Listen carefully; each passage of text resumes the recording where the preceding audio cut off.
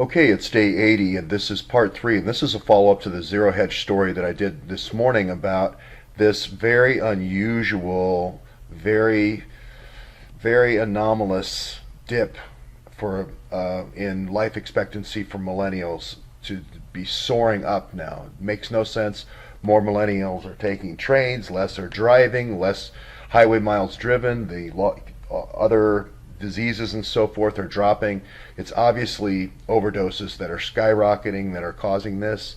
I just wanted to say that I put out different things about Iran Contra and about how we know a drug ring, a car theft drug for weapons ring is going on in Virginia. I talked about Rod Rosenstein saying Rod Rosenstein tear down this drug ring.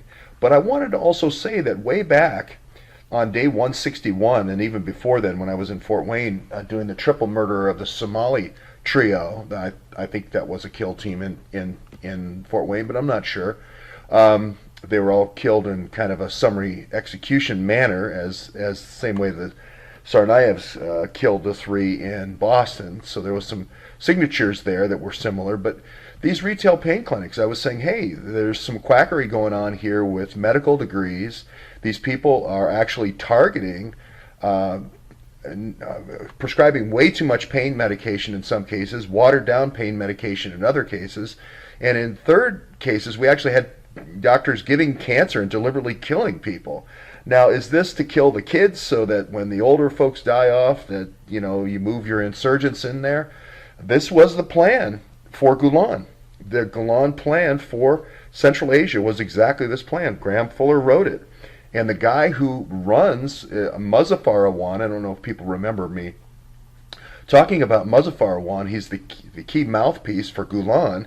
He runs all these pain clinics in Detroit and the different places I went in Detroit. Then we went to Canada, and I did the same thing in Canada, around Toronto, and we went to Montreal and did the same thing, and then showed how that came down into New York around the 2008-2009 timeframe, this infiltration of PAC ISI 111. There was also a fake diploma scheme back in Long Island in a couple years ago. That was, actually, that was just about 1 year ago now, where $140 million fake diploma scheme. And I did a special, this was with, I think, Jason and I, way back 200 and some days ago now, about this guy who is named Dr. Asim Hassan. This is way before the popular press picked this up, but I said, hey, this guy is a quack. And I basically said it on Twitter and so forth. You can look at Asim Hassan, and you can see that he is first of all, involved in petroleum, and then also involved in medical schools. It reminds you a lot of the Rockefeller situation. And the idea being that pharmaceuticals are a far better use of petroleum than, gasoline and so forth. Well, that doesn't make you a very good doctor. Because you know how to move oil on shipping containers, that doesn't make you a very good doctor. Right now, this Asim Hassan is involved in a very large, $460 million or $1 billion corruption scheme. Not $1 billion, the RS there, and I can't remember what the Pakistani unit of currency is at the moment, but huge scheme that he's involved in, and as you can see, he's been no stranger. Here he is. He's the Minister of Oil and Natural Resources, but then he also runs a chain of hospitals. Who does this remind you of? This reminds me of Javeed. And of course, he's a part of the Pakistani army. This is the Pakistani army's way. They say, hey, we've got this drug business. We're going to get the oil first. We're going to manage the rat lines of the oil and the pipeline. We're going to run the child trafficking now because we've got the army or the UN peacekeeping forces to run that. And hey, we're going to start setting up medical schools. We're going to start printing fake medical degrees. We know how to do that at PAC ISI. And this is just trouble. Now, the thing that really bothers me about this guy is he's now been taken off the exit list, He's now been taken off the exit list so that he can travel again.